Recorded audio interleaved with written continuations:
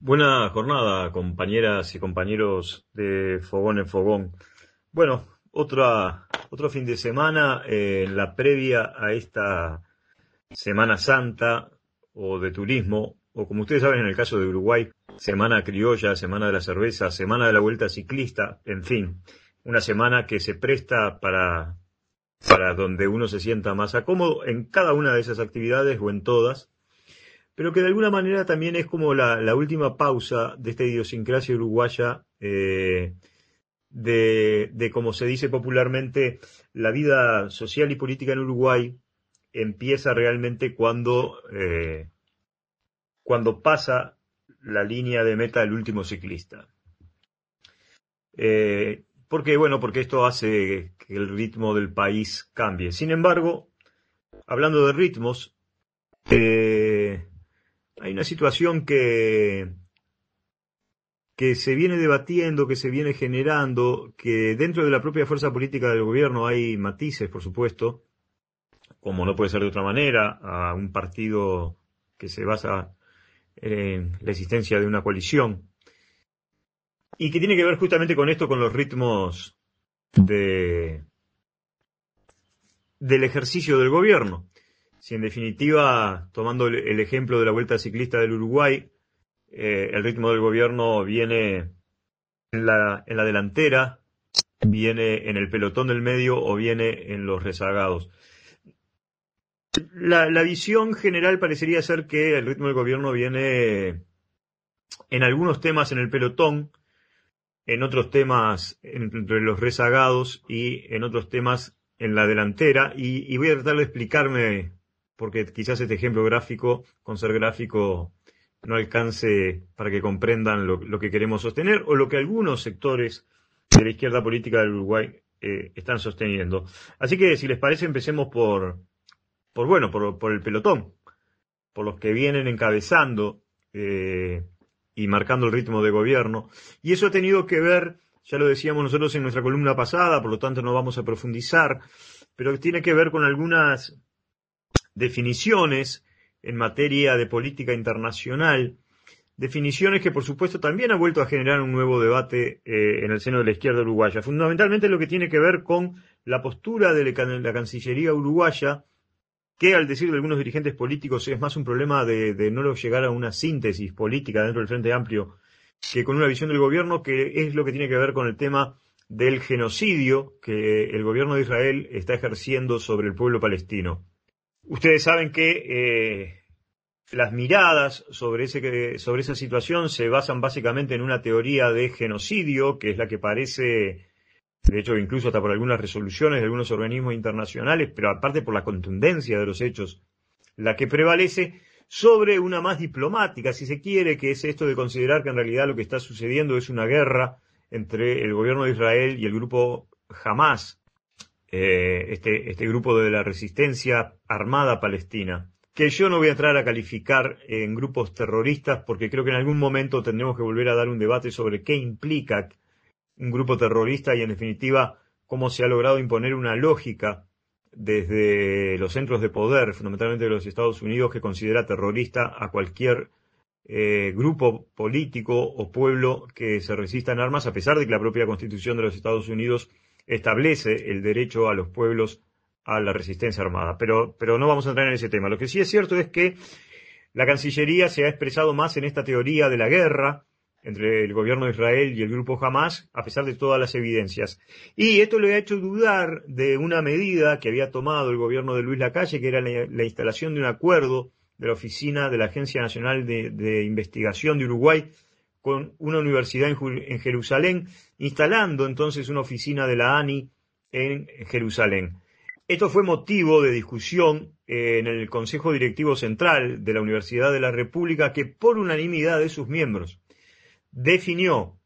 que se retire esa oficina de la ANI en Jerusalén y que de no retirarse, la universidad no estaría autorizando a sus científicos a realizar ningún tipo de trabajo, en tanto, bueno, por supuesto que el objetivo central no es un rechazo a un acuerdo con esta Universidad de Israel, sino, bueno, que como una señal fuertemente política de que se detenga el genocidio que se está llevando adelante contra el pueblo palestino. Quienes sostienen la postura en contra dicen que en realidad es un buen momento para la ANI de poder, bueno, tomar en contacto con una de las sociedades, como la sociedad de Israel, que tiene un importante desarrollo de su tecnología y de sus estudios científicos. Una compañera decía ante esto, bueno, nadie podría haber negado, ni puede negar, el importante desarrollo científico y tecnológico que, por ejemplo, se produjo en la Alemania nazi, sin lugar a dudas, que además fue uno de los pilares de lo que permitió esa política, esa bestial política y criminal política imperialista, pero ningún científico en el mundo habría aceptado que para poder acceder a ese desarrollo científico y tecnológico podía estar del lado del régimen nazi. Bueno, aquí pasa algo parecido y así lo entendieron, repito, la totalidad de los miembros del Consejo Directivo Central de la UDELAR. El otro tema en el que también está en pelotón es esta situación que de alguna manera también el canciller uruguayo Mario Luperquín se había expresado con respecto a no reconocer en el tema de Venezuela ni a Nicolás Maduro ni a Edmundo González como presidente de Venezuela. Ahora bien, el presidente Yamandu Orsi participó junto a otros estadistas y representantes de estados y de naciones en el encuentro de la CELAC. Y allí hubo declaraciones muy contundentes, por ejemplo, la de la presidenta de México, una mujer que sin lugar a dudas está, podríamos decir, no solo impulsando, sino dirigiendo, conduciendo una visión de soberanía latinoamericana con un planteo muy fuerte en un rechazo exclusivo contra el bloqueo al pueblo cubano, pero también contra el bloqueo a Venezuela. Y como dicen algunos dirigentes de la izquierda uruguaya aquí, no reconocer a Nicolás Maduro como presidente de Venezuela, primero teniendo una importante colonia de uruguayos en Venezuela, pero además en una política de soberanía que parece ser el rumbo ante el estado de situación que vive el mundo, de las definiciones de Donald Trump, bueno, parecería que en algún momento la Cancillería uruguaya debería rever entonces lo que se está planteando. Lo que viene en el pelotón de los ciclistas, de las medidas de gobierno, tiene que ver con efectivamente medidas que tienen que ver con algunas situaciones bien importantes. Por ejemplo, bueno, el compromiso del gobierno a ir al salvataje de algunos prestadores privados de salud de data historia en el país, como por ejemplo el Sindicato Médico del Uruguay, el CASMU, que ustedes saben que había sido intervenido en el periodo de Luis Lacalle. Bueno, eso de alguna manera implica analizar con profundidad cuál es la situación financiera y cuál es la situación de servicios que está prestando. Algunas otras medidas, como puede ser, por ejemplo, bueno, la implementación de un plan nacional de riego que efectivamente ayude a, sobre todo la pequeña producción familiar, pero también en algunos sectores donde está habiendo dramas, como es el de la industria láctea, no tanto por la industria, sino por los tambos que han debido cerrar sus puertas. Ustedes saben que hace poco sus vecinos de enfrente, Río de por medio, la histórica cooperativa Calcar de Colonia, ha cerrado sus puertas, generando, por supuesto, que un drama en las familias trabajadoras, pero también en las familias de productores. Bueno, allí hay un compromiso del gobierno. Parte de las soluciones de mejorar la eficiencia de los tambos es justamente la posibilidad del riego propio y otra serie de medidas. En el pelotón de los rezagados, los temas que viene quedando es, bueno, cuáles van a ser las políticas que se van a implementar desde el Ministerio de Desarrollo Social para que de alguna manera las ollas populares vuelvan a tener, en tanto lo ideal sería poder llegar un día en que desaparezcan, que la gente no necesite ya de una olla popular para alimentarse, pero que, bueno, de alguna manera recomponer lo que 5 años de gobierno neoliberal y de política de la calle destruyeron en cuanto a organización popular que permitía el acceso a los más humildes a un plato de comida. También está en el pelotón de los rezagados este compás de espera que de alguna manera el gobierno ha abierto con el tema de la construcción de la planta potabilizadora de Arasatí. Si bien ya ha definido la construcción de la planta de Casupá, pero bueno, son de los temas, podríamos decir que hay un paquete de temas ambientales, que hay un tema de paquetes de medidas que tiene que ver con el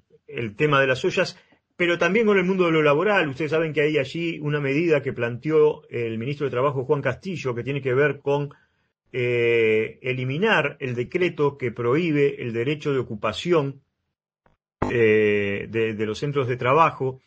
que incluso lo que se plantea desde el Ministerio de Trabajo no es la eliminación de la ley que prohíbe, esto es que los trabajadores tengan derecho, como una de sus medidas de lucha, a ocupar el centro de trabajo, permitiendo el ingreso, sí, de los patrones y permitiendo el ingreso de aquellos que quieran entrar a trabajar